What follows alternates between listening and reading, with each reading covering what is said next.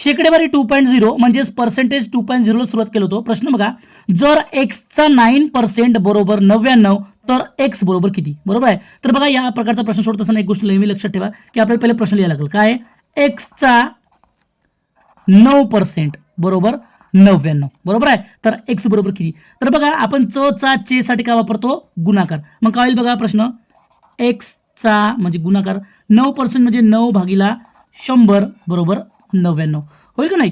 आता बघा काय होईल मग, आपल्याला हा जो 100 आहे हा ना तिकडे पाठवू, म्हणजे कारण इकडे एक्स गुणिला 9, इकडे भागाकारमध्ये 100 आहे तिकडे पाठवू, काय होईल मग गुणाकारामध्ये, काय होईल बघा 99 आणि हे 2 शून्य गुणाकारामध्ये जाईल म्हणजे 9900. आता आपल्याला एक्सची किंमत काढायची आहे, म्हणजे आपण हा एक्स असाच ठेवू, म्हणजे एक्स बरोबर काय होईल मग, हे 9900 इकडे गुणाकारामध्ये आहे 9, इकडे गेल्यावर भागाकारामध्ये येईल. बरोबर आहे. आता बघा काय होईल सांगा, एक्स बरोबर 9 1 9 11 9 99 होईल का नाही? म्हणजे काय भेटेल 11 आणि हे 2 शून्य, म्हणजे बघा